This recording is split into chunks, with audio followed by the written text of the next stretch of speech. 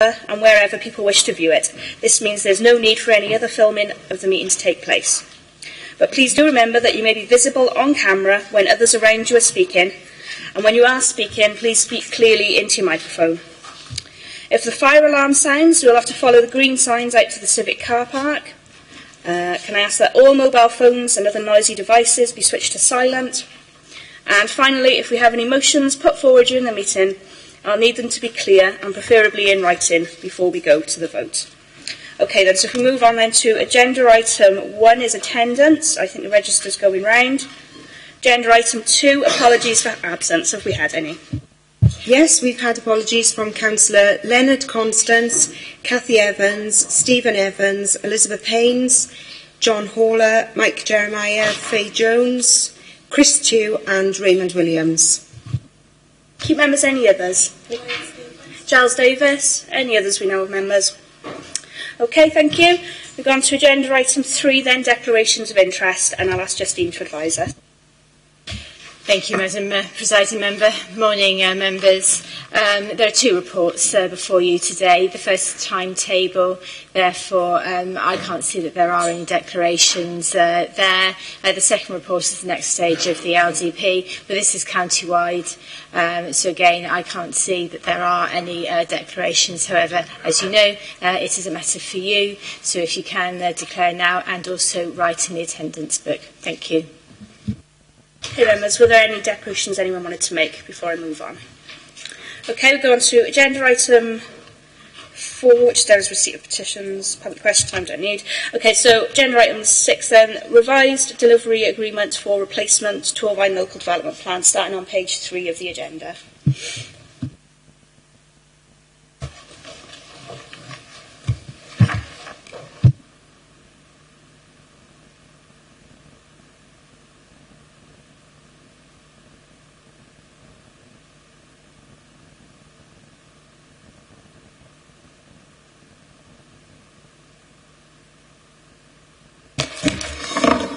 Thank you. Good morning, members.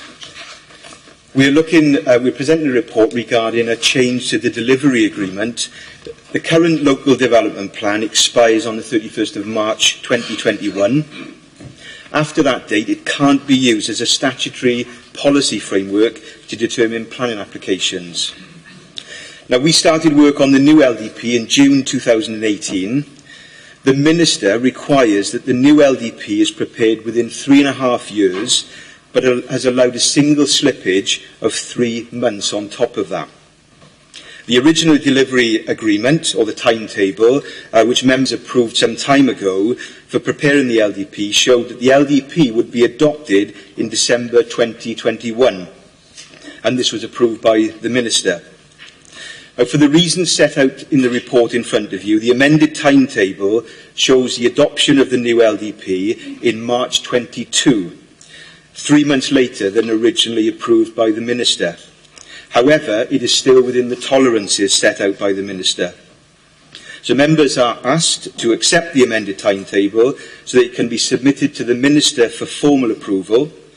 We won't be able to consult on the preferred strategy, which is the next report, until the Minister approves the amended timetable. Thank you.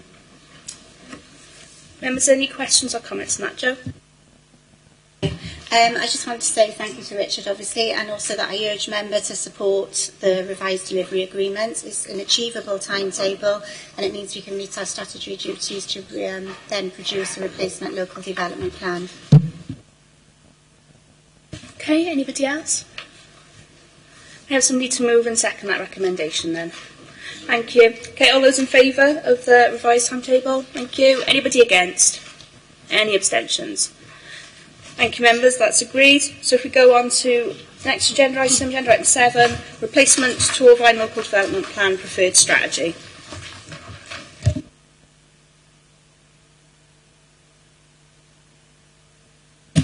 Thank you. Okay. The preferred strategy. The Council has a legal duty to review its local development plan, and as I've said before, the current LDP expires on the 31st of March 2021. The preferred strategy is the first statutory consultation stage in the preparation of the new LDP.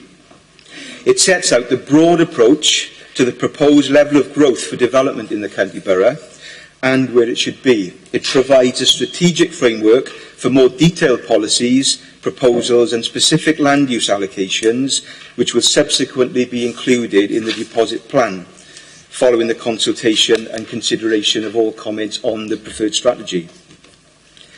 The preferred strategy has been informed by a number of background studies, and these form the evidence base for the new plan. And those background documents are set out in the report. There's an awful lot of work that has gone into this, lots of commissions of consultants that are doing a lot of evidence bases for us to actually get to this strategy. There's also been a number of consultation events, including members' workshop. The outcomes of these events are summarised in a report of consultation, which is available as a background paper.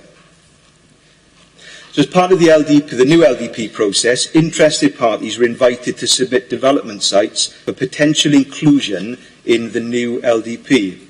And as a result of that, 96 sites were submitted, and all of these have been assessed against an agreed staged methodology, and this is included in paragraphs 4.8 to 4.10 of the report, and has been subject to seminars with members in January. An assessment report for the candidate sites will be published for consultation alongside the preferred strategy. Now, the key issues that need to be addressed in the new LDP are set out in paragraph 3.1 of the preferred strategy document, which is Appendix A to the report. So paragraph 3.1. Whilst there's a number of key issues, the main themes are around climate change, employment and sustainable development. The preferred strategy includes a vision for the borough, 17 objectives, 17 strategic policies, and these are around the themes of sustainable places and placemaking, healthy places, employment and protecting and enhancing natural places. It aims to deliver up to 50 hectares of employment land and 4,800 dwellings, with a flexibility allowance of an additional 15% on the number of dwellings to enable us to meet that target. And this is over the plan period 2018 to 2033. Now, in terms of employment and housing, there needs to be a comparable growth between these two. And the reason for the housing, or part of the reason for the housing, is also to help deliver those employment sites that we would like to see. In addition, the preferred strategy includes 5 strategic sites, and these are at Pontypool College, County Hall, Police HQ, Llantarnam Business Park, Craigavellin and Lanfrecfa, and these are in Appendix 1 of the preferred strategy. Members will note that over 4,000 dwellings have either already been delivered or are expected to come forward during the plan period 2018 to 2033.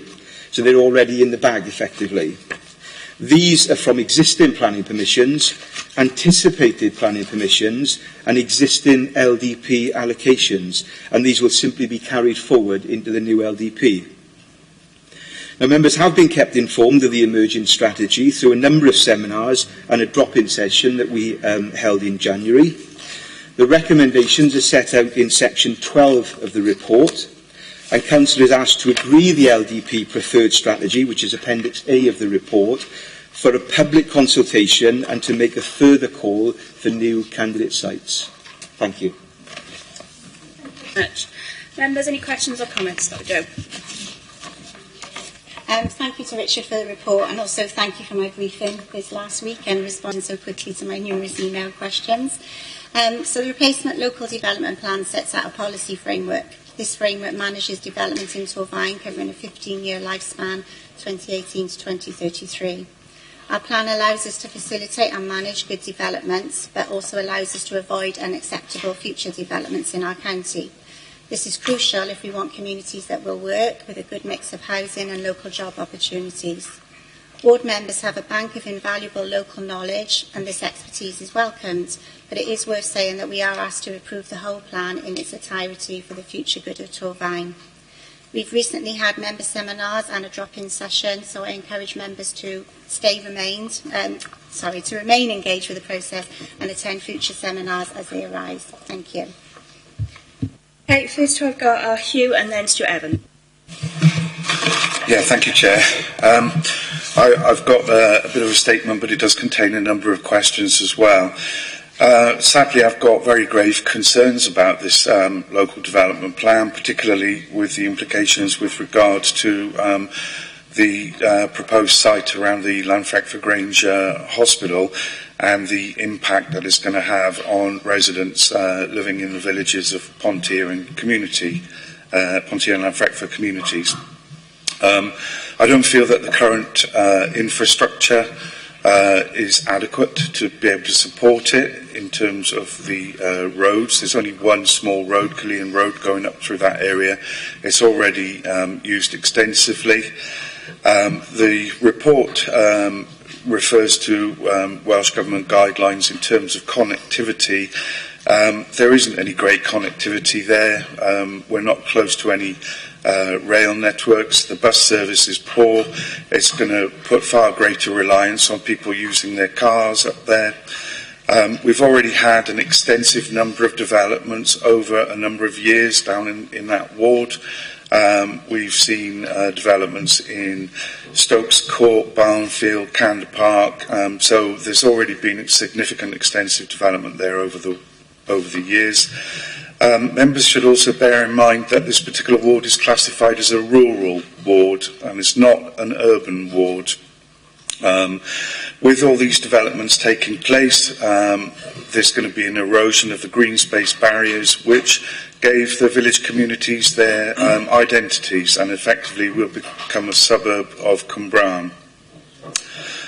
With regards to housing, the report mentions that it would be beneficial because it's assumed that workers at the hospital will benefit from the new houses to be built there, but the plan doesn't identify priorities for key stage workers, and nurses basically won't be able to afford the new housing up there unless there's considerably adequate provision at a price point that enables them to participate as key stage workers.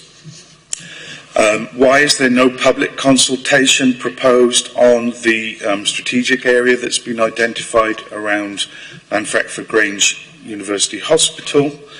The plan is also subject to further amendments due to Welsh Government putting into place the SDP and the MPF, and as a result of that, it could, the report states that the LDP could be brought back to this chamber for further debate and further amendments after we've had those reports produced by Welsh Government. So why not wait until we have those policy documents in place from Welsh Government before bringing the LDP for consideration prior to members? That would obviously remove the requirement for any additional amendments at a later stage. Why has the scrutiny report on climate change and their recommendations been held back? The report states that it's not been presented. I've mentioned the further erosion of the green space, removing the barriers between the villages and between Cwmbran and Llanfrecffer. These have been small villages that have already seen extensive developments over recent years.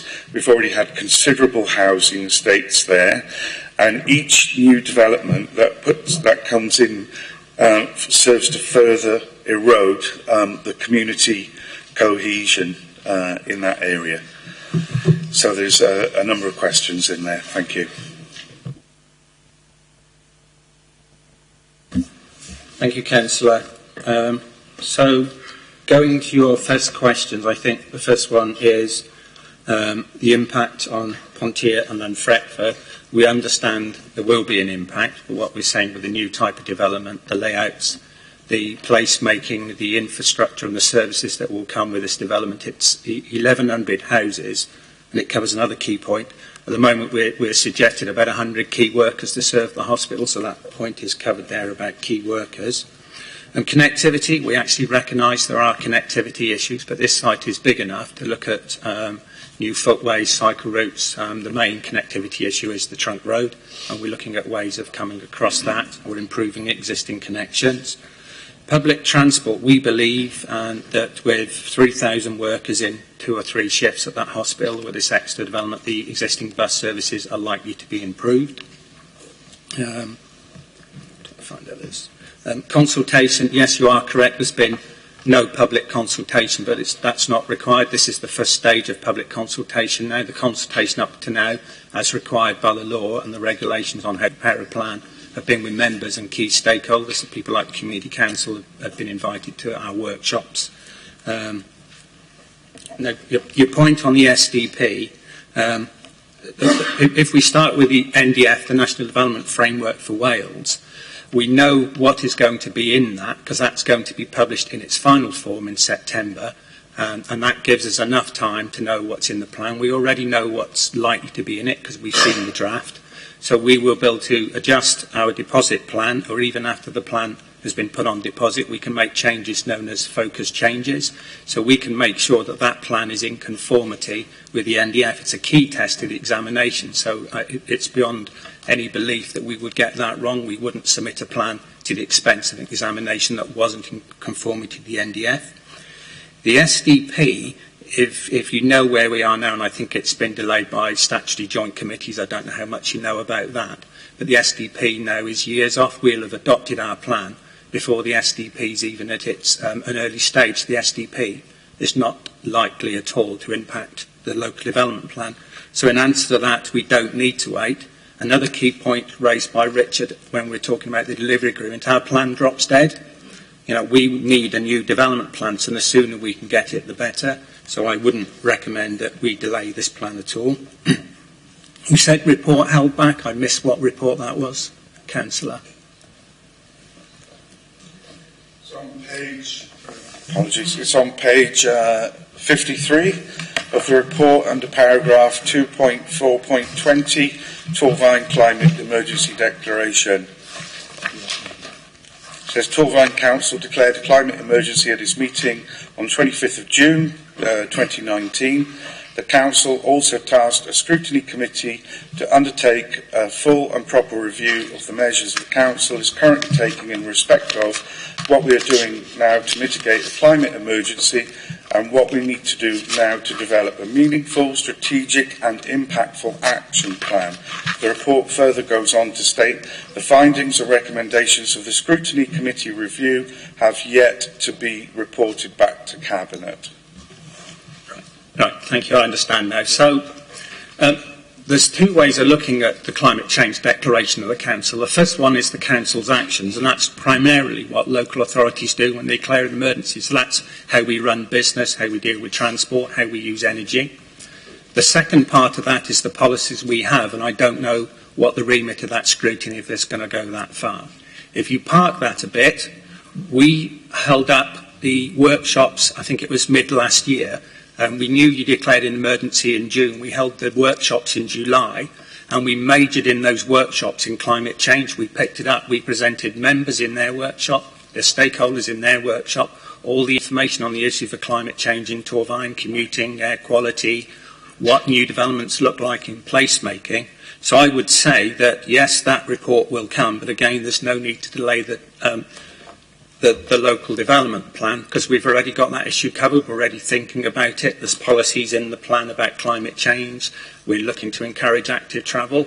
Even the exercise of the candidate site has weeded out a lot of sites we didn't think were sustainable. So there are sites, I'm trying to think of one now, in a village, but it's more than 800 metres from a shop. That site's been rejected. So we've only picked the best sites that really do address climate change. So I would say our strategy is fully on board with climate change. I hope that answers all your questions. If I've missed any, please pick me up.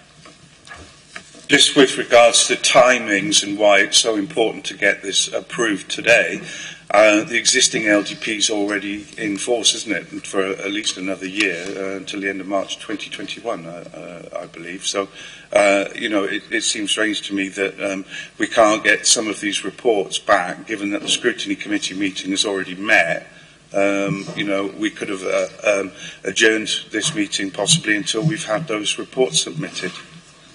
Yeah, I mean, that drop date is really critical. It was critical to members. I mean, we're dead now a year, aren't we? That.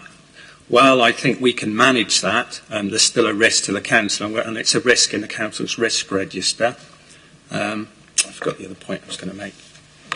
Yeah. In terms, the critical risk for the council is the fact that when the plan expires, the current plan, we are without the plan for about 9 months to a year, and within that period we don't have a plan in which to judge planning applications. That's the one risk that we've got. But the second issue is that the Minister has made it very clear that she expects the plan to be dealt with within 3.5 years with a 3-month slippage. And our timetable just about covers that with no further slippage. So if we do slip and we hold off any of these stages, we won't meet this current timescale that we are proposing, which we are hoping to get approved by the Minister. Is that okay? Yeah. Okay, Stuart Evans. Thank you, Madam Presiding Officer. My question is in relation to page 17, candidate sites, where 2 further candidate sites were submitted. Just for information, I'd like to know where those candidate sites are.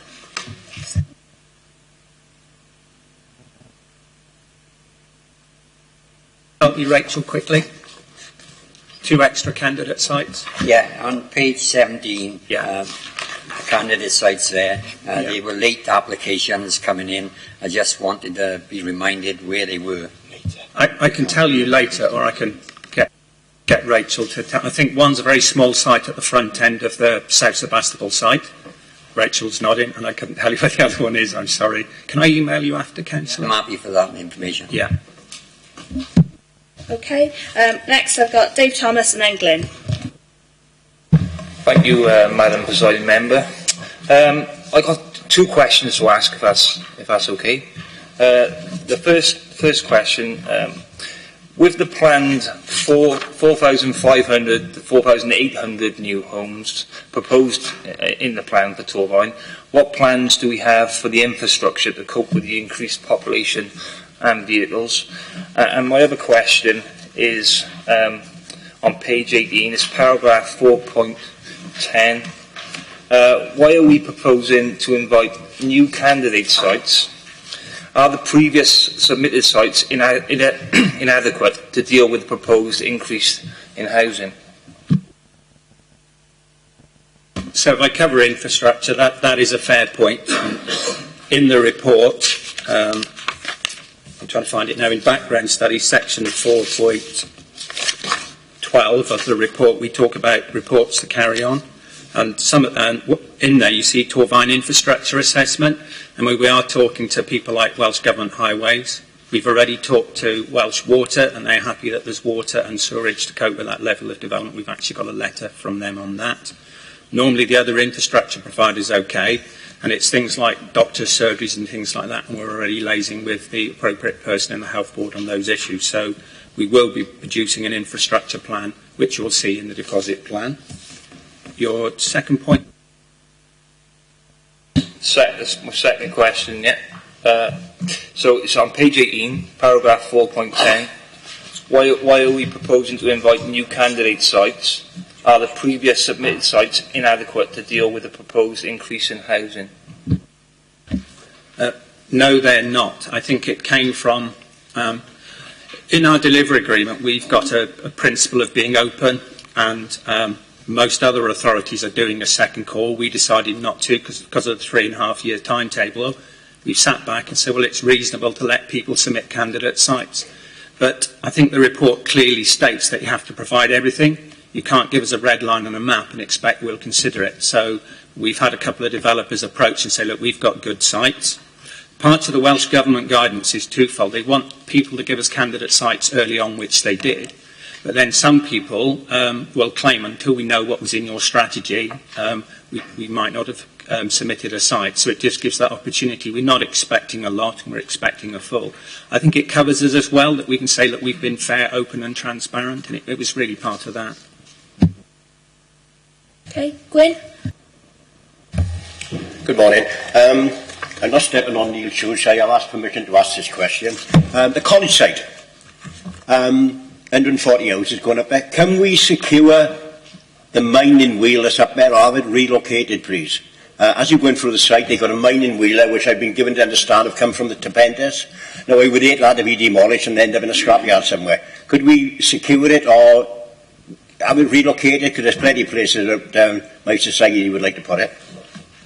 Yeah, I mean, I fully support that, and this goes to sort of what we're doing in future. So once we've got sites and we start the community consultation, when we do the consultation, we'll have a little board and we'll ask people for suggestions, and that's a really good suggestion. That's what we expect the public and councillors to say. We did the same at the steelworks at Panteg. We asked for a couple of things to be kept. Unfortunately, they weren't on that, so I've learnt my lesson. So, you know, that's quite important, and that's what we expect people like yourselves as the community do at these future consultations. Yeah. Okay, Jason. Thank you, Chair. With the introduction of 4,800 homes, it's not unreasonable to suggest there could be an increase of 1,000 to 2,000 children into the Torfaen education system. Is the system sized to cope with that? And if it's not, do we have plans to introduce a new school to the area? Yeah. No, this is an interesting question because the new development generates a certain amount of students. But and if you think about it, 4,800, I'm making this up now, so don't quote me on it, say it's only 10% of the dwellings we have in the county. That existing 90% of the population, there are changes in that population. So it's going to be a mix of the changes in that population with less children would free up space of existing. Some sites will need to provide schools. We've said if you look at it in Craigavellin, we expect new provision. Now that's got to be worked up for a process. We're working closely with education on this. At Lanfretford, we've come quite clear and said they at least need to build a primary school there to serve their site. And other sites the remainder of the sites are really looking at existing school capacity. I don't know if you know it, we have this Section 106 guide that says if a site can add an extra couple of classrooms on schools, they can pay towards it. So it's a mixture of all that, really. We are aware of it. You know, every single site we're looking at, we've had comments from education, what needs to be done, and we'll be looking to take those forward. Thank you. Stuart Ashley. We just had this debate from Councillor Bevan on the whole business about climate change, and I've looked on your policy in there on page 73, sustainable placemaking in the design context, and I went through several scrutiny meetings, the debate on climate change and the PSB one on sustainable on green infrastructure, and I'm just wondering whether you've actually covered it here in quite a lot of detail on sustainable placemaking design context, strategic policy S5, maybe to Councillor Bevans. You've actually got it in here when I look at it, and I'm just wondering how the thing that obviously those of us that serve on the planning committee are concerned about is how we get that going forward, because obviously our biggest concern is when we do actually go around and look at developers is this whole business about how we get that. And I'm just how we get that written into the LDP, because we're building houses, and how we get that going in future, because I'm still seeing lots of little boxes made, and this is something that's written about a lot. I want to see the climate change stuff done, and this stuff is brilliant, but it's how it goes forward with developers. And I share Hugh's concern on this, to be quite honest. And this stuff is lovely in here. I went to your workshops on the subject, and it's how we get all the stuff that we want happening. Do we have much teeth in this direction? Does the Welsh Government have much teeth in it? It's that question I'm asking. Yes, we do, because the new buzzword, years ago it was sustainability, the new buzzword is placemaking. And that's throughout this whole plan. I think you've picked up one policy, but there are several policies, even where we've suggested the sites go, has gone through a sort of a placemaking. You know, the integrated sustainability appraisal, if anyone needs to read it, it's there, 345 pages, but it's looked at all of this. But basically it starts with, we've got a bit of it already, haven't we? We've got draft concept master plans, so that's looking at the green infrastructure, biodiversity, and looking at placemaking. One of the reports we've said we've already commissioned is the is the Carbon Trust. They're looking at where our allocations are likely to be for wind farms, solar farms, but they're going to look at making recommendations about developments happen for things like zero carbon and all of those issues. And the other thing you've picked up, I think it was policy S5, isn't it? And we've got work to do yet. So, for example, we've got reports on Blenavon and Pontypool about their character. We don't have one on Cwmbran, and that's being worked up at the moment by, is it the Royal Commission on HM? I never get the full name. Yes, and we may commission another consultant to improve on that. But what you'll then have is descriptions of the character. I mean, I agree with you on this one, that a lot of development hasn't respected what Cwmbran was about. I look across Cwmbran and see a lot of trees respecting the watercourses and things like that. And there's placemaking, so the planners had it right 50 years ago. So there you go. Thank you. Yeah, may I come back in a minute? I mean, if you look at the Royal Commission's description of Cwmbran about the new town 70 years ago, the only thing they've got written there is has a biscuit factory. I thought that was brilliant. If you go back and read the stuff, Cwmbran is distinct. I think it was at number 3 or number 3. And, I mean, it is a new town. There are 2 new towns in Wales. They used to go around saying there was 1, but there's actually 2. Newtown and Powys is obvious, is in the name. And what I would like to see, and I think you're going towards it, is actually retrofitting the new town as part of climate change. We really only got 20 years to play with this. And I'm sounding passionate about it because I know who Bevan is as well. You talk to Hugh about it, he's always on this one. And there's a few other councillors. I mean, the whole thing about the climate change debate is we passed that unanimously. We've got to be deadly serious about this. There's no mucking around with this. And I can see you guys in LDP about that as well. And I'm glad to think Joe's gone straight at this as well. So this whole issue about climate change and the flooding and the rest of it, from what I can see, you've got it in here. But we're not above having to go at it, and that's what I think this is about. I see this has got a lot of in it, and connectivity was what came up at the PSB, which I was very impressed with by the PSB. I'm not singing it because they've got a lot of work to do on it, but the connectivity discussion is what this is about as well. And you're trying to get developers on that as well, aren't you, by the sound of it? Okay, I got Janet and then Hugh. Thanks, Chair. How satisfied are our officers that our infrastructure can cope with the suggested development, bearing in mind that after 3 o'clock over a weekday now, the road from the roundabout right down from the crematorium right down to Newport is absolutely gridlocked? I mean, if the highways officer was here, he would say that that's always inevitable. And, I mean, was it 20 years ago we said that we'd never build our way out of it? We're trying to reduce people's commuting levels. If you look at what Planning Policy Wales, I mean, I said it's a game changer, that's buzzword, is the right development in the right place. So we're trying to get, and this is why we're looking to emphasise the employment locally, and, try and get as much people sort of living locally. That's why the candidate sites assessment really stressed that everything had to be local to try and stop that journey. We won't stop it. What will happen in time, there will be electric vehicles and all of those things. And I know there are improvements on that road. And it's other places in this council, but I know it's either economic development or highways people are looking at improving the roads, for example, from Blenavon to the edge of the valley, so Blenavon can benefit from that road investment, and that might divert, a percentage of that traffic that flows south. There are still improvements left to do, and then they're going to be done by colleagues in other sections and departments. But, you are right, we will look at it. I mean, some of the work we're doing now on those strategic sites may require more improvements to that network. That'll be studied up. And if, a roundabout costs £3 million, if that's necessary, we'll have to put that into what we're asking of the developers to improve the capacity. I think you can see we've done that before at South Sebastopol. We improved the new in roundabout. Some people might not say that, but I think we have. But, the new in roundabout was improved on the back of development, and that'll continue. At the moment, just working out what those improvements are. Richard. Just to add as well, it's probably worth saying we've met with Welsh Government Highways Department because they control the trunk road. They're well aware of our proposals for the Cwmbran area in particular, and we are working with them to see what's required in terms of making sure that there is sufficient capacity for those developments. Thanks, Chair. Thanks, Richard. Thank you. Yeah, thank you, Chair, for permitting me to come back in on this again.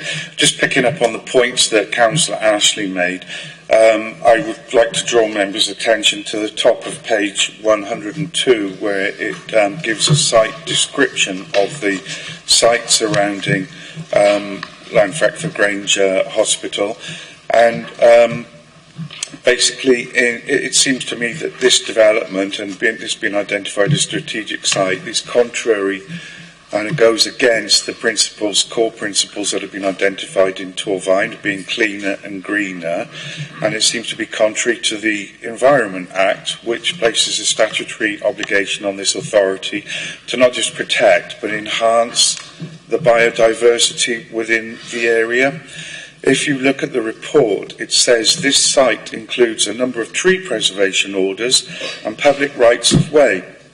The hospital grounds include a Grade 2 listed building within a parkland landscape and a listed walled garden. The previous paragraph also refers to the fact that it was previously agricultural usage. And it does go on to say, with areas of ancient mown grassland, which is currently designated as a sink site, and former playing fields and tennis court. Now, if we can't pay due deference and protect sink sites within this borough, then, how can you say that there's been due deference paid to all the legislation and the core priorities of this council, when we can't even protect sites that have been designated as sink sites with historic ancient mown grassland? And I will say, when Councillor Ashley and I and a number of other members of the Planning Committee went up to do a site visit before the development work started on the hospital, additionally at the top of that site there were very ancient trackways up there that possibly dated back to medieval times. So I do have very strong concerns about that. I'm afraid I think it's contrary to this Council's policy and contrary to Welsh Government legislation in taking this site forwards. Right, thank you, Councillor Bevan. I think if you look, I don't have your page numbers, I'm sorry, but the start of that appendix, there's a section that talks about what we have to do, and what you've got in front of you is the very first stage. It's basically, I described earlier as a red line, and unfortunately I've done it. But we're expecting people to develop this, and this is how it works. You take that red line, you look at all existing biodiversity, it's called this green infrastructure assessment we've talked about. So you look at the site, you look where the SUDs can go, where the existing trees, grasslands are. So, I mean, the other thing is that site is bigger than you need for the numbers. So in effect, you would have a lot of green space in it, and that green space in effect would be that existing biodiversity we've talked about maintaining. Because the law is quite clear and we understand that it's maintain and enhance. And the enhancement will be ways of improving that, so hedgerows to be kept wherever possible, same with trees.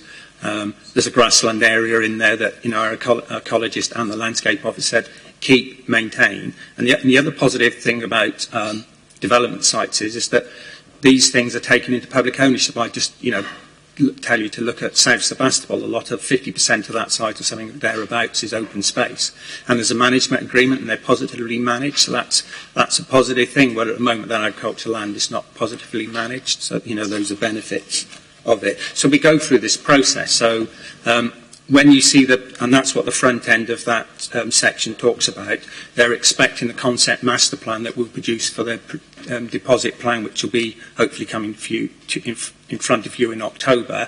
There will be two plans, basically. The first plan will be all of these constraints, the green infrastructure assessment, the highways, and those type of things, where everything would be.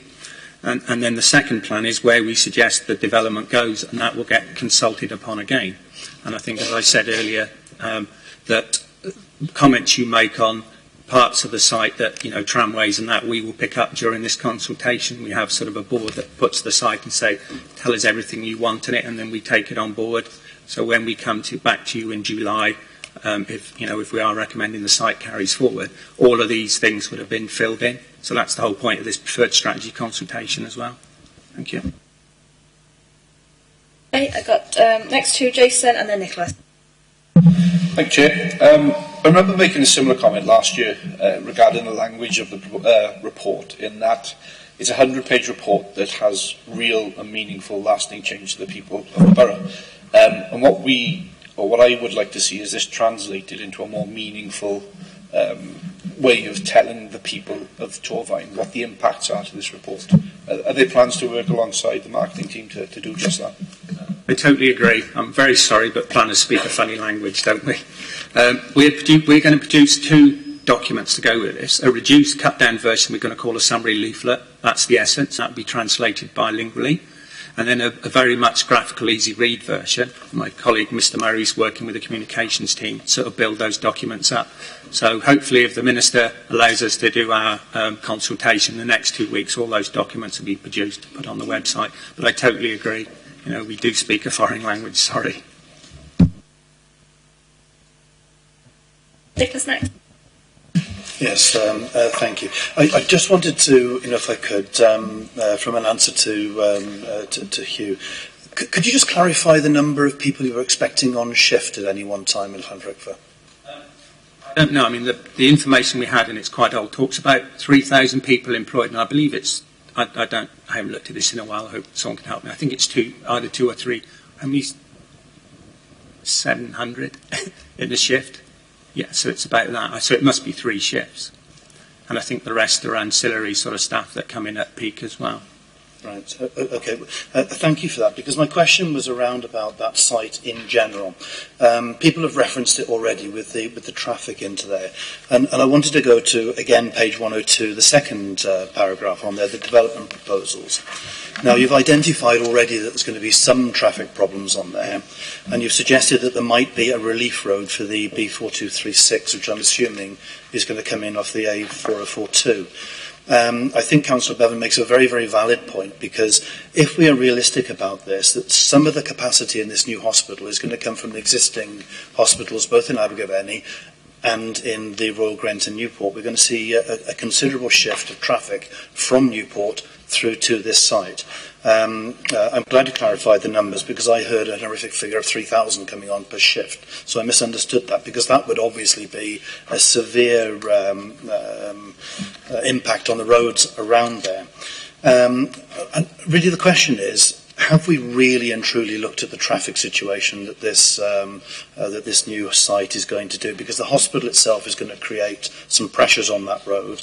We're also then discussing, you mentioned 1,100 homes. The report suggests 1,200, and that doesn't take into account the further 200 that are going onto the previous site on the other side of the road. We've got 143 coming online this year, potentially. And when the headquarters moves, a further 70 houses. So we're talking about, number one, we're talking about a huge increase in the staff. So we've got a lot of traffic that way. We're talking about a very significant amount of housing going on both sides of that road. We've already got problems, as we've mentioned, on the new in roundabout. We've also discussed the problems that we've currently got north-south from Cwmbran to Newport. But yet we're still planning a very considerable increase in traffic flow in that particular area. So that's the first part of it. And I just wanted to mention that, because I don't think we've really taken that properly into account and what it will do. Councillor Connell makes a very valid point, because we talk about, in general, about these plans. The people of Torfaen actually really need to know the impact on their day-to-day lives, particularly with commuting and also with schooling. The other part that I wanted to do is that under the development proposals, in there we are talking about the relief road, but we're still mentioning a Medipark. I don't know whether that's still part of the plans officially or not. We're also looking at specialist linked employment on that site, 1,200 new dwellings, but the report actually says just the possibility of key workers. It doesn't actually mention a definitive number. You've mentioned the figure of 100. Now, if we are actually, that was 10% of the housing, but if we're looking at 3,000 people potentially working in that hospital on a 3-shift system, have we really identified the sort of staff, and have we talked to the health board to find out the pressures that they've got of actually staffing that hospital? Because if we're very lucky, we'll find some of the staff from the existing locality, but in reality we might need to attract workers from outside of the locality to get the right quality of staff in that hospital. And I'm sure that if we look at our housing market in Torfaen, have we really got the housing development to attract the type of people that might want to come there? Yes, we're going to need our nurses, but we're also going to need our specialists. And I don't see anything in this report which realistically addresses either the transport, the schooling, or the reality of the impact on the environment around that area. I think it's quite lacking at this moment in time. So, as a starting point, we've determined 2 applications, and we've determined for the hospital, and you will know that they've done improvements to the trunk road, and they've done their roundabout, and that was all modelled. And that was modelled on the impact of that hospital with County Hall and Police Headquarters as well, and that application took that into account. Then that modelling also took into account 300 houses and 100,000 square feet of employment land, and that is what that roundabout has been designed for. You are correct, and this is the work we're asking the landowner proposer to do now, is to carry out further modelling, working with Welsh Government to see if any further improvements are needed, to check the capacity. And this is the whole point of the preferred strategy again. It's sort of a testing module. You talk about commuting, and I think our whole point of our strategy is, and I'll go back to the people as well, the general feeling we've been told by the hospital to be existing people who are doctors and people like that, who are going to Neville Hall and Newport Hospital now, will just divert their place of work. There will be some new local employment and that. And right on the key workers, that came from the work Councillor Daniels and other people have done with the Housing Forum, who basically recognised the hospital have a big impact on our private rented sector. And we suggested to the Health Board, and up until now the Health Board have really been interested in building their hospital, and things like this have been peripheral to them. But it's now on their mind. We've engaged with them. They clearly understand the benefits of key workers, exactly as you pointed out. You know, they will help retention. We all hear stories, don't we, that hospitals can't get the right staff, and they're up for it. So at the moment, we're asking them to go away and work out the numbers, because that's one of my questions I've challenged them, saying that I've come up with 100, because a colleague and I looked at a similar hospital in Cornwall called Trelisk, and they've got, quite a lot more key worker accommodation, so we suggested 100 for now. We have RSLs who are willing to help them. So really we've put the 2 people together and saying in this sort of testing period, come back to us, the information you have now, and tell us the number you're looking, where they would be. And that's the master planning work as well. And that sort of covers your point on the Medipart. The council, and I think it's the Health Trust, the Health Board, are actually, jointly commissioned consultants to do a lot of work on working out what their part of the site would be. So that's the Medipart. I hope I've answered everything there. I'll briefly come back with a supplementary, if I might. The other thing that which is very, very apparent is that maybe the consultants and the people who work in the Royal Gwent, we're going to have quite a number of those people living on the eastern side of Newport. And as much as we've got a dual carriageway coming up the A4042, what we have to be very mindful of is that, as Councillor Bevan says, is that the vast majority of those people on that side of Newport are going to either come through Cullean and up the, and through Pontier. The other way that they're going to be coming is from in reality from the Usk and and that kind of size. And the reality is they're going to be coming along places like Treharbour Lane, and then come south through there. And there are a number of lanes which are unfortunately, if the roads get congested, they're going to be coming through the country lanes at the back of Pontier. As much as we put these plannings and we expect people to use nice dual carriageways, in reality, if those are bottlenecked, and interestingly, the modelling that you've got at this moment, that roundabout is already congested without the new houses online, the 300 that you mentioned it was modelled for, plus we're modelling it then for 1,200 houses and a shift size of 700. Very, very clearly that there is a major problem that we need to overcome there, not only to the rural lanes, to the traffic in already congested villages around there, and plus the north side, the north-south carriageway going from the north of the borough through into Newport. We've got very, very major issues that we need to overcome if this is going to be anything other than a bit of a disaster in reality. You've talked about is going to be looked at by them in this current period.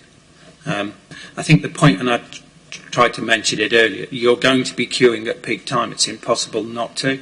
The key is there's congestion, and I think there's capacity issues, and the critical thing is if there's a capacity issue, I couldn't say what the difference is and how they technically work it out, but I know they can, and that's how they work it. So, there will be queuing at peak times. We can't get away with it. It's just showing that there's a reasonable time period for people to get through these roundabouts.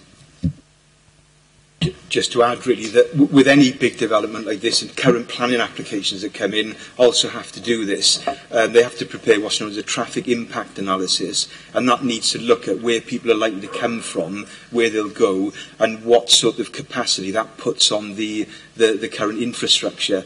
And out of that comes what improvements are required for that. So that will all be done as part of these proposals. Okay, I've got Stuart Ashley and then Sue next. This debate about the new hospital is really interesting because it actually misses out the one thing that we did scrutiny on, which is active travel. Because if this big hospital is going to do one thing, and bearing in mind that Gwent and Neville Hall are focused on one other thing, we've got a transport hub here, and we want to dissuade people from using cars to get up there. So we actually got taxis, buses and trains. Now, this lot over here are focusing on the one thing that shouldn't be going in there is cars. I'll say it again. Cars. Foot, bicycles and public transport is the way people should be going up there. And they're focusing on the one thing they talked about climate change, and I'm sorry to say, that's what we should be encouraging people to get up there on. And unfortunately, if they're going up and down to Pontier and places like that in Caerleon, they should be doing it by train. Put a station in it at Caerleon and stop the problem. I'm sorry, that is this whole debate about those roads is solved overnight by putting a train station in Caerleon and using the Newport. I'm sorry, this annoyed me greatly listening to that. But at the end of the day, sorry about that. Hugh took my name in vain about detail on site. He was right. We did look at that. Any of these candidate sites, it's got lovely great bits of history and stuff like that. We go around and sensitively look at stuff like that. Mamilad is the one you parked because you've got it in somewhere else, and there's a lovely great development site there. All these sites have got all this stuff on them, and I think the well-being of future generation. Between the time Hugh and I looked at that site and that well-being of future generation act's come along and said, we can look at everything. The detail on all these sites is such that Hugh can do that, and I can do that, and I'm being picky. There is a lot of nature and history and stuff on all these sites, and we've got to put it in context because you go and look at Mamilad, it's massive and it's lovely. But and there's actually an 18th century park there. There's one over there as well. And the problem you guys have got, and I recognise it as well, you've got a lot of nature and you've got a lot of suds, and that it's how you do that. And bearing in mind global climate change and the discussion we've just had there about traffic context, I think bear in mind, I also think Cwmbran was actually built to have all these workers in there. That's what the place was put there for. And probably bits of the rest of this valley work. So listen to this whole discussion about transport. We've got to do something about that, for God's sake. And I don't view about that is how we contextualise all this, because this is what this is all about. We need to pass this thing now, and I think we need to go to a vote on it sooner or later, because I think you've done a reasonably good job on it. But how do you address that problem about these sites and that, I think, is important. Can you get back on that, if you would, please? Thank you, Councillor. You've reminded me of something. Actually, green travel plans will feature in the new plan. Yeah. I mean, our climate emergency will address how the council deals with the transport. The Health Authority are part of the Public Service Board, and I don't roll in those circles, but it's one of the Public Service Board's 7 key objectives of their wellbeing plan. So somebody else who's hopefully in here can speak to them about it, and hopefully, they'll be, and I'm sure they will be taking measures to have a green travel plan. We're going to, I guess, as a council, so I won't be driving on my own. I'll be car sharing or using the bus when I'm 60 and all those things. But, those are the things that will be looked at in future. So all of these sites will be expected to look at traffic reduction, active travel, green travel plans, certainly for employment estates, how we can encourage it. Thank you. Okay, Sue? Thank you, Chair. 2 questions regarding Gypsy Traveller accommodation. Page 26, where you come down to creating healthy and social places, S9, Gypsy and Traveller accommodation. We come over to policy S9. It is stating land will be made available to accommodate any future unmet Gypsy and Traveller accommodation needs over the next plan period. Would this land be made available, as we are saying, near our Gypsy Traveller camp now over in Cwmnisgoy? My second question, the draft copy has gone to the Welsh Government when in February 2020. When will we know the result from that? Thank you. If I cover your last question first, we have done a draft Gypsy Travel Accommodation Assessment. We've circulated to the relevant exec members and the local member. And we've submitted that to the Welsh Government in early February. They've told us they're not going to look at it until the beginning of April, and then not told us at all when they are going to tell us if it's okay or not. Richard has made representations to the Chief Planner of the Welsh Government, because that's not acceptable to us, because we're under the 3-line whip to get a plan in effect figured out by end of July. We need them to say if our submitted accommodation assessment is correct and we are planning on the right lines. Now, while it's draft, and I must emphasise it's draft, what that report is basically saying, the sites you have in the current local plan, so that's the 21 left to be built on the council site and the current allocation for 10 at Rose Cottage, we are saying is enough, so we will not need to allocate any more sites. And the first site's obviously got planning permission, and the second site's a current planning application that, in my view, is likely to be determined before we even adopt the plan. So that's the situation, but it is fluid. The Minister could challenge it and tell us something different. So in effect, we've parked that for the deposit plan, but that's where we are on track now, if that helps. Okay, I've got Dave Daniels and then Nick. Is there any update on the on when we're expecting the guidance from Welsh Government on the local housing market assessment? Yes, that's something that I'd like to have done by now, and I'm not quite sure. They're looking to copy the Scottish model. It's something called the HOMDA. I couldn't tell you what it stands for, but it's the housing model.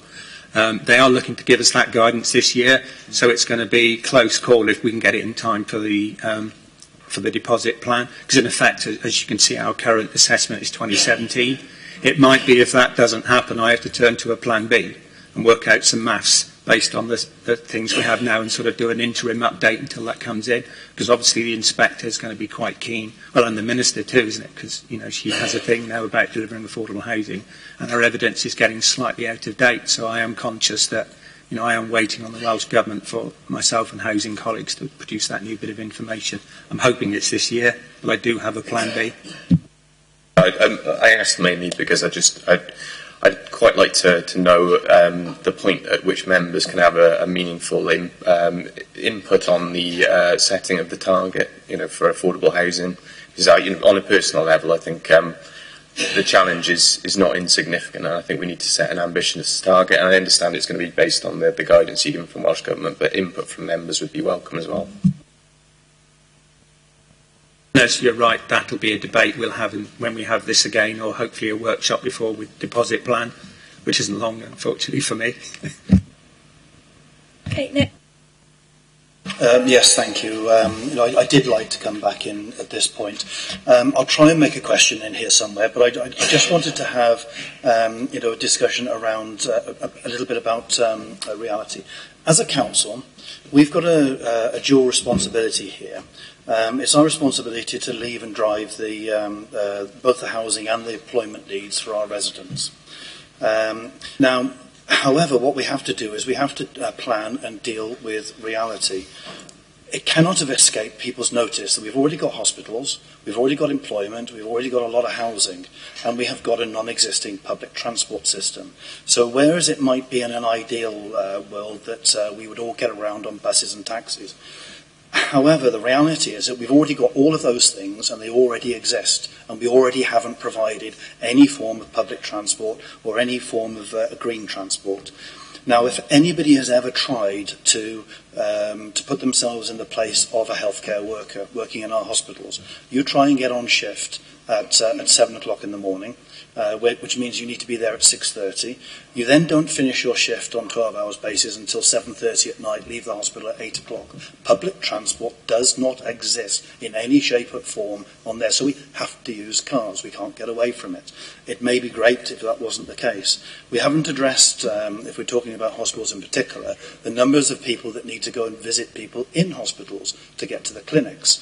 If we actually have a look at the hospitals that serve our area here, we do have one in Royal Gwent, we have Abergavenny, which is almost impossible to get to, we've got Ebbw Vale, which is almost impossible to get to, and we have the one just outside or just north of Caerphilly. All of those are almost impossible to get to with any form of public transport. And that's without even discussing how on earth we get people to work, because people don't work within the confines of our public transport system. People start early in the morning, they finish late at night. So whereas I perfectly understand that we should aspire to best case ideology, the reality is we have to deal with reality as a council. So if I can form a question there, are we going to have at any time in the near future a serious discussion about public transport? Are we going to be in a situation where we can ever realistically offer our residents an ability to be able to get to work, get to healthcare, go and meet their friends, travel around the bother on anything other than relying on the car? And as much as I can look at it, we've been discussing this for very many years and we've made no progress on this at all. So we're in a situation, we're now going to put a lot more houses in the borough, we're going to put a lot more pressure on our roads, and unless we actually have a serious conversation about this, we are going to have some serious problems in our borough. So, thank you. Yeah, I mean, I do recognise we're not London, we're not Cardiff, but we are Torvine, and we've done a sustainable settlement assessment, and so have our neighbours. And to be honest, Torvine's public transport is much better. In a previous life, when I worked for Monmouth, I actually used to be their public transport officer. And their bus services, once you leave the interurban, which is 2 hourly, and we've got that, they have busless services around the town, we have that, but certainly their rural area was a lot less service. So actually, it's to our benefit that we're actually an urban authority with those towns. There's a 10-minute spine bus service. In the candidate site assessment, we've looked at every single site, and when you stand back and look at it, it's quite good for what we are, because we're never going to be a city, as we say, but, you know, there are options all around. You know, there are quite a few ex-services to from Blenavon to Newport to Cardiff, all of these places. You know, there's very good 10, 20-minute bustless services around the town. And I think you've raised the point as well, and I've put it on my to-do list, that as part of this work I've asked the hospital to do, it's quite clear we need to know what their green travel plans are, because the points you're raising I don't know the answers to. So it is on my list to ask them, you know, what are you doing about encouraging public transport and green travel plans? I'm sure it's on their agenda, but when you know, they are really concentrating on building that hospital. These are things that will come. They've probably got plans. We just don't know what they are. So, you know, so we will ask. May I just come in with a very, very quick supplementary to that? It is good that you cite the Newports and Cardiffs of this world. However, we're now in a situation where, because we assume that Cardiff and Newport might have a transport system that's fit for purpose, we are now in a situation where anybody going into Cardiff, because there aren't buses and trains, they don't exist in the way that we think that we do. We're now in a situation where Cardiff are going to have to impose some form of a congestion charge in Cardiff, because public transport isn't working there either.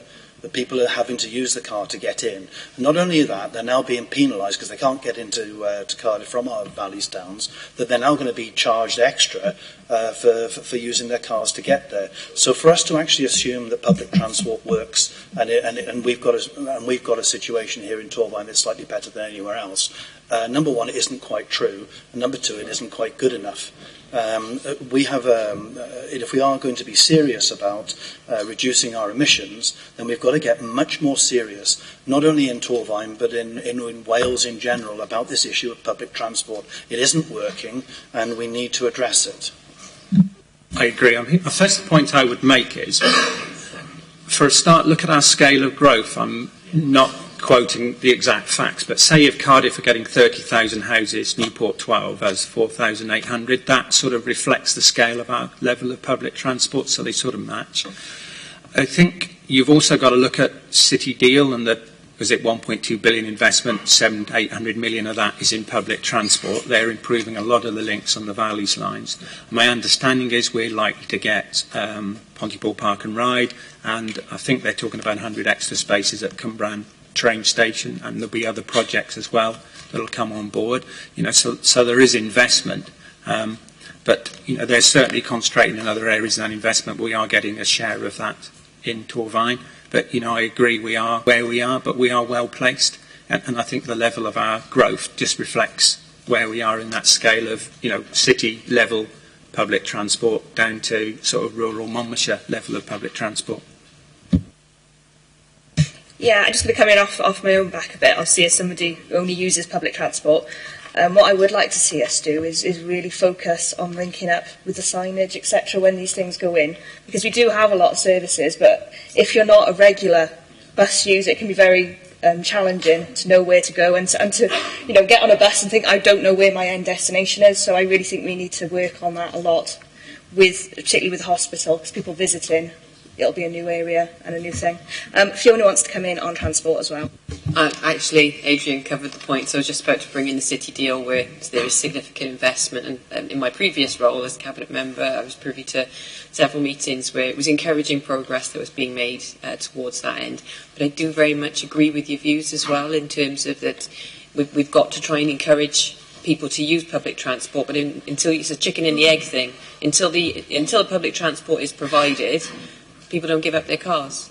But that's where another thing with electric cars is a positive thing in terms of the environmental element too. But yeah, it's a good point.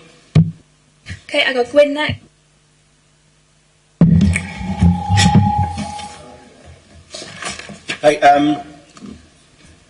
I got to agree with Stuart, mate, because you go back to the 60s where every village in around this area around in Wales had a train pulling up outside there. The main towns around here had big train stations, but unfortunately you're never going to get that against you.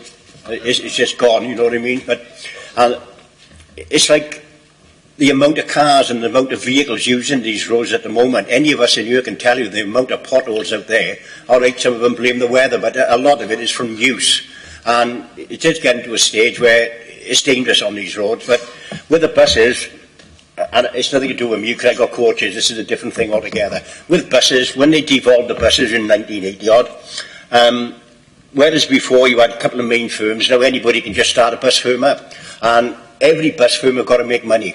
They will not run. Now, outside my house on Avartic, you've got them going up every 10 minutes. And now, when I'm out there, 9 times out of 10, there's nobody on their buses.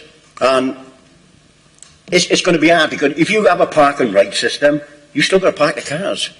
You've still got to have a field somewhere where you park your cars. You've worked in Cardiff, you've worked in most of the big cities where you've got something out of town, you'll get a bus going back in and out. Bath is the same, obviously, but you've still got other infrastructure set up. And I really think that with all them buildings on them both sides of the road down there, the traffic is going to be chaos. Now, I don't know, I can't see anything, because somebody would have to approach the local bus firms and ask them, would they do a park and ride? But there again, where are we going to put the fields? And it's just something that you need to consider, because the amount of traffic on the road today is horrendous. We all know that in Europe. We can all say how much it is, and queuing. And when they say about climate change, how much is going into when it's in all parks stacked up coming into Pontypool? All the vehicles going down the valley. And this is just one little area here. I think it's a big concern. And to be honest, I don't think you can answer my questions. I mean, you are making good points there. I think the issue I would say is look at our strategy. Our strategy is about, hopefully it was clear, that we're looking to have these employment site service, because we see one of the issues is that people are getting in their cars and going to the jobs in Newport and Cardiff. And our strategy is to make sure that those sites are brought forward into Torfaen and those jobs happen here, so they don't do that journey for the network. I think when we were looking at the candidate sites, and it was why we picked the eastern expansion of Cwmbran, the theory is that anything going south, which is, if you look at the statistics where people work, is people going to Cardiff and Newport, mainly Newport. At least if they're in the southern end of that network, they're not being dragged through the Pontypool and New Inn roundabouts. So that was sort of the locational theory, and that's when we had the debate with the stakeholders. I think that's why they favoured the eastern expansion of Cwmbran. But you are right. Part of the work we're doing is we will be engaging with the bus companies to say, what's the potential of improvement. We're actually asking the site proposers to see, what the lie of the land will be. And as I said, certainly the hospital, they must have plans. We just need to find out what they are. Okay, I got Hugh, Alan, and then... Thanks, Jess. I'd just like to thank Nick for his additional questions and commentary around it. I tried to reference that in my earlier questions in terms of connectivity. It's too far away from Cwmbran train station for people to be able to walk to work, because it's up the slope as well at the top of the hill where the new housing is proposed. 1,200 is a very large number. It's going to have a huge impact. We've mentioned about public transport and bus services. Anyone who knows that village knows there's only one bus that goes through there, the 29B, and they don't even have a service provision after about 5:30 in the evening. So there's no provision whatsoever currently to be able to satisfy the needs of shift workers. I do endorse the points that's been made that we do need as a council in a wider sense to conduct a wider review of the public transportation issue for the borough as a whole. I'm not just talking specifically for that ward, but I do think they are particularly prevalent on that site that's been identified around the hospital, given that the report already acknowledges the road is very narrow there and substandard, I think was the word that was used in the report. Coming back to additional commentary that's been made by other members surrounding Cardiff City regional deal, at the moment that's just pie in the sky. It's long-term aspirations. We're looking at least a decade or more before we start seeing any significant changes in infrastructure and to improve the public transportation links. The requirement we've got for housing, if this site is taken forward, presents us with a far more immediate demand and requirement for looking at public transportation. The other concern I've got in terms of the Welsh Government and what's been identified as areas for being brought forward, Pontypool wasn't mentioned, and neither was Cwmbran. And I note that the council has made commentary back to Welsh Government to say why was Cwmbran omitted, but they didn't actually go back to say why hasn't Pontypool been included as well. So there was two major omissions of our major towns in this borough, Pontypool and Cwmbran. And I know representations have been made back to Welsh Government on Cwmbran because it's in the report. So there's a number of issues there. So just dealing with the public transport, I understand exactly where you're coming from on that. It's just, in my experience, we've had obviously a previous LDP, and there were some big sites allocated there, like South Sebastopol and Mamylid.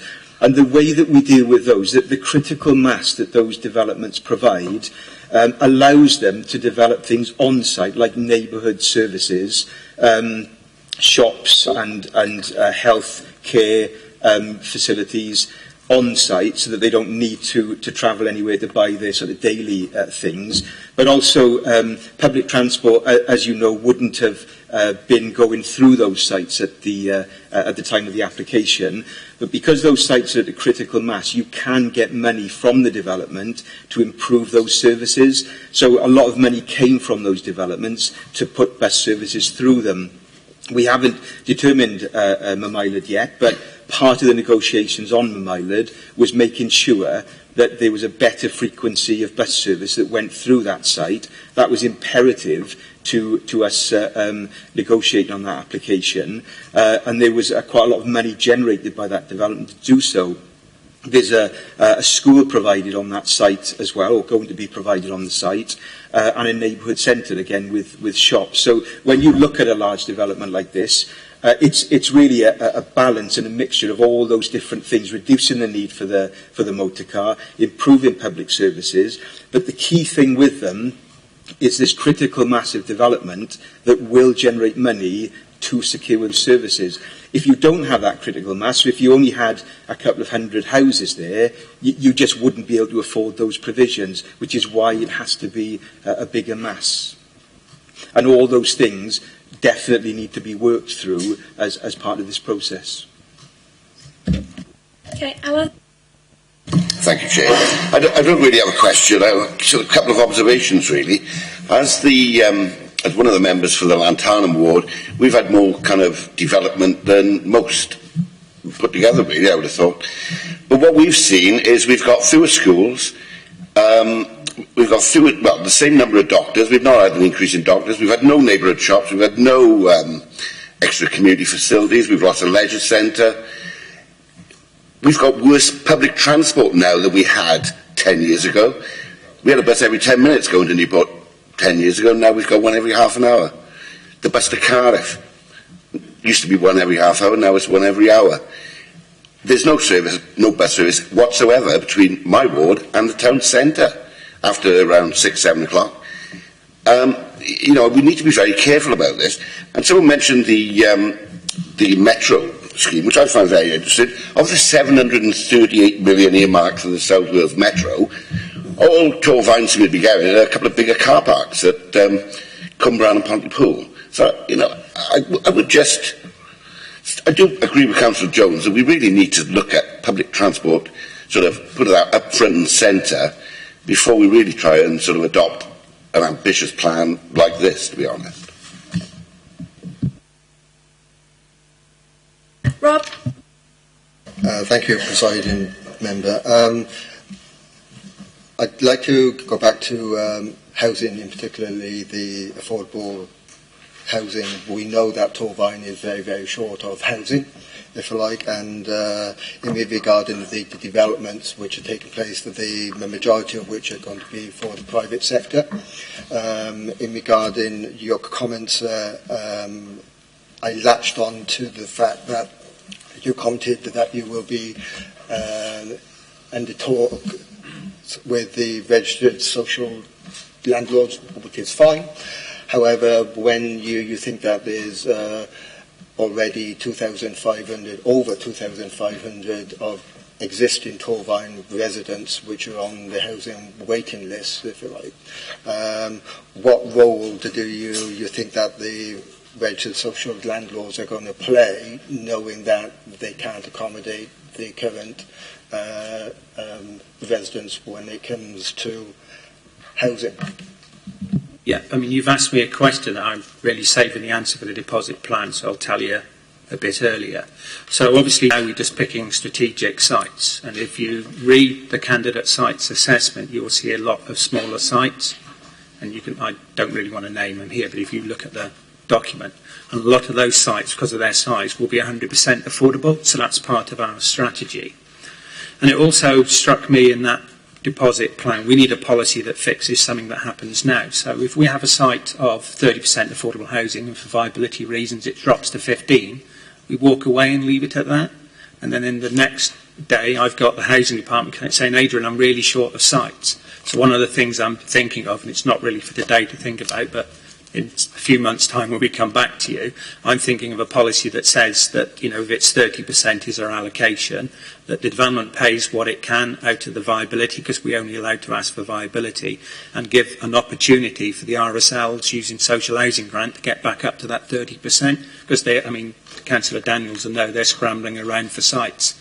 And that to me is a good solution that we could do. But obviously that's not for today. That's an idea I've got for the deposit plan. And obviously we've still got a debate on this. That's very early days, but I can see that as a solution.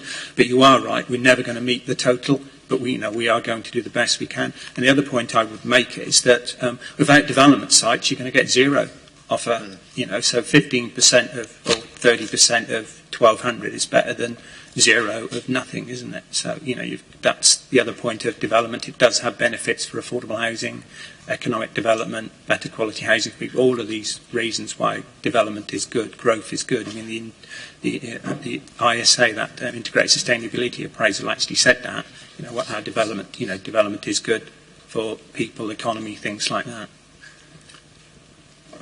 I got Jason, David, and then Anthony. David, do you want to just hop in on that, and then Jason? I'll cap it off. I mean, the simple answer is that RSL is going to have a crucial part to play in delivering affordable properties, which is why I've been meeting with them on a regular basis to talk through the barriers and the opportunities, because I think that there are some internal barriers I think that we need to sort out. I think that one of the things that I'm going to have to work on is getting buy-in throughout the tiers of the council. I think that where council land becomes available, I think from my perspective it makes sense to talk to RSLs first, because I think that we're likely to get a capital receipt off it whilst also getting a more secure percentage of affordable properties out of it.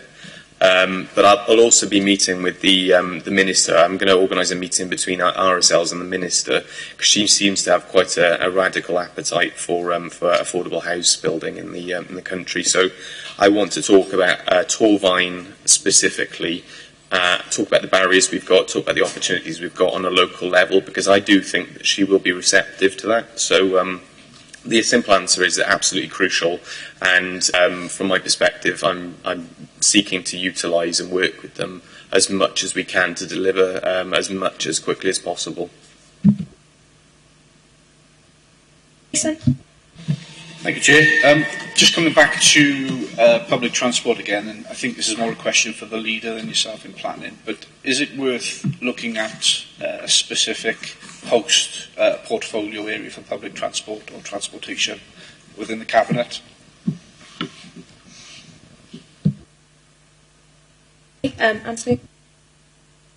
I mean, those would be covered within the current portfolios, but certainly if that's something we wanted to focus on as a council, I would be happy to sort of facilitate discussions in that direction. And then Anthony, just in general. Thank you. Thank you. Can I support the recommendations and welcome the work that's been done so far on this, and also the debate this morning. I think, I only speak as one member amongst 44, but I think we're voicing the balance or the dilemma that I feel many of us feel between our representative role and our strategic role in this respect, because I think we recognise the need for housing, but we are wary, given the limited developable space we have in Torvine, and many of the issues that have been discussed this morning about infrastructure, and we're perhaps wary given some of the experience we've had with development before, and I think those concerns sometimes fit uneasily with the technical aspects and mechanics of how the LDP process works. I want to pay tribute to Norma and colleagues on planning in saying that, because I know they grapple with the interface of our representative role and our regulatory role far more than I have to. But as we take things forward on the LDP, I certainly would like to see a continued focus on certain aspects of development, and there's many of which have been raised already, so I won't dwell on them.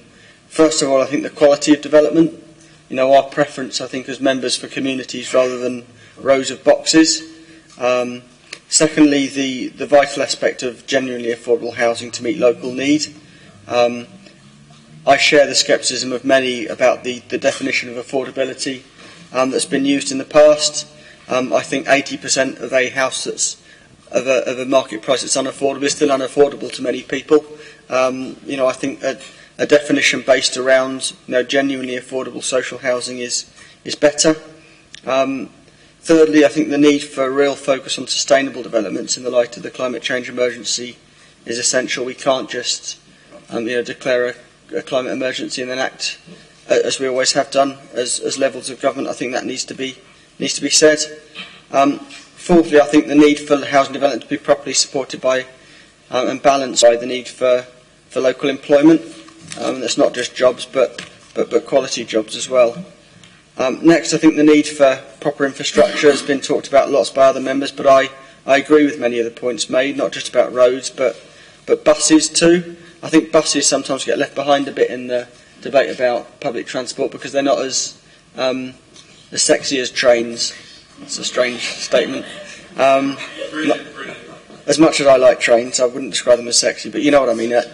Buses, which are the main way that most people outside London get around on public transport, very often they're a bit of an afterthought and they shouldn't be. I have talked to the Health Board incidentally about, and I think they recognise the need to get travel plans in place. If health workers are commuting from Usk, I'd heartily recommend various active travel routes to get from Usk to Fretford on bike. I enjoy those rides myself, as I know other members do as well. So I very much welcome that. But I think all those different considerations, active travel, buses, trains, roads, are something that need to be brought into the mix. Next, I'd like to say, I don't think this is a point that's been mentioned by other members. I think we should have a preference for local SMEs in the construction sector. Those SMEs had a very tough time around the time of the last financial crash. And I think anything we can do to help them and also help our social housing partners in coming forward with schemes is something that we should be actively involved in. I was pleased in City Deal yesterday to be a part of passing a report on trying to make more finance available to SMEs in the construction sector. And I look forward to us playing a part in that. The next question is how we take advantage of opportunities. I do think the hospital is a positive opportunity, whatever the burdens are. How we take advantage of that, whilst also, making proper supply for key workers, I think is important. I say all that. I recognise I've been challenging or a pain, depending on your perspective, in the past about developments, and I don't apologise for that. But I do say that recognising the good work of planners and the good work they do, trying to balance all those different factors. So I guess my question really at the end is how, over the next 2 years, we can best be sort of kept informed and engaged, so that we don't just get to March 2022, not that we ever would, and have something land, but how as members we can be actively involved in the process of shaping this document so that it does reflect some of those concerns as much as is possible, whilst also delivering the pragmatic side of things that needs to be dealt with. Thank you, Leader. I think you're right. As a planner, we must be the best jugglers in the whole world because everything's a balance. We can't solve everything. We solve everything the best we can, pushing them all, keeping all the plates up in the air. I think that's a good way of describing it. I think you're right. Councillors do need to be involved. One of my worries was that I need this to be the councillors' plan. That you need to be involved in all of the issues. We are continuing. We will have workshops going forward. We will have member seminars. I urge you all to attend them. You can have a big influence on that. We do listen to what you'll say. Your debate helps us think of what the issues are. I mean, the debate today was perfect. That's helped us think of a lot of things. Questions we haven't think to ask.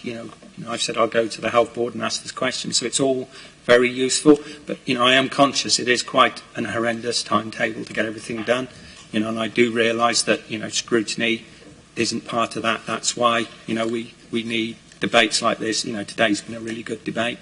So, there are things coming, but we don't have long to do anything. We have public consultation events. Please come along to them and ask questions, see what the public are saying. Sit down at the table and draw your map. Tell us about the wheel at the Pontypool College. All of those things.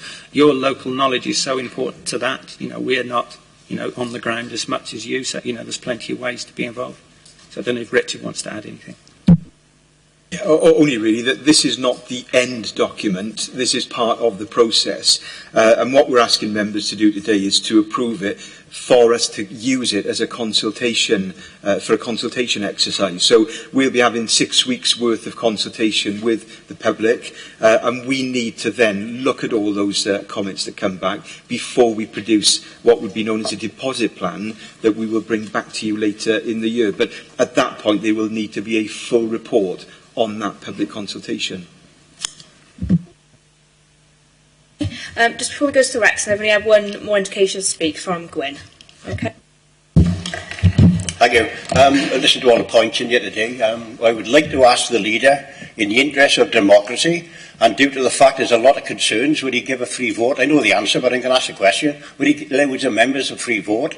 And also, I'd like to volunteer on the public transport free of charge. And could I ask for a recorded vote, please? We need another one. Okay, Nick, yeah.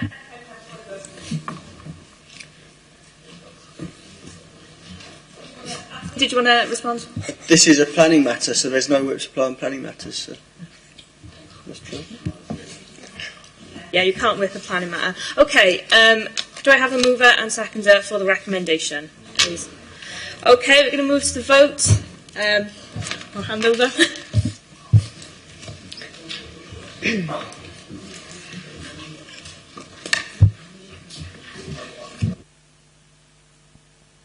Must be for and against. For in favour, against, obviously. Councillor Stewart-Ashley. For. Councillor Hugh Bevan.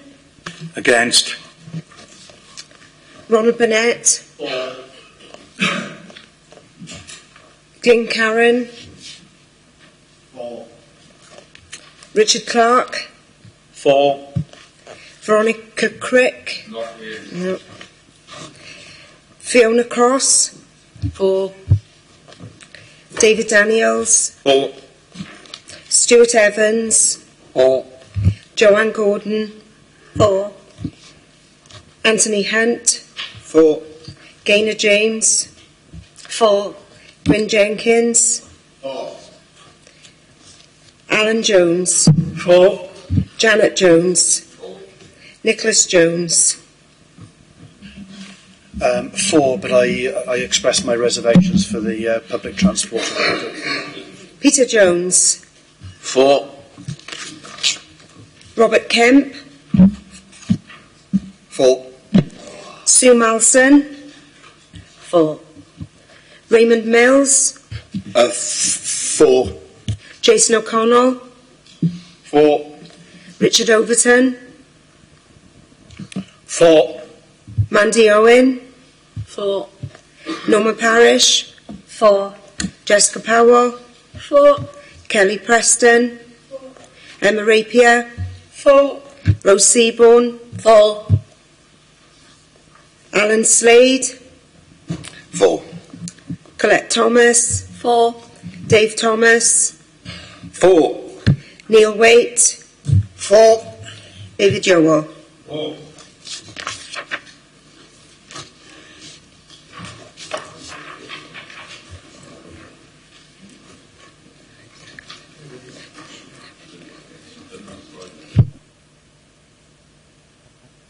Okay, members, there was one against, 31 for, so that's passed. Before we finish then, agenda item 8, date and time of the next meeting will be the 12th of May. I declare the meeting closed. Thank you for your attendance.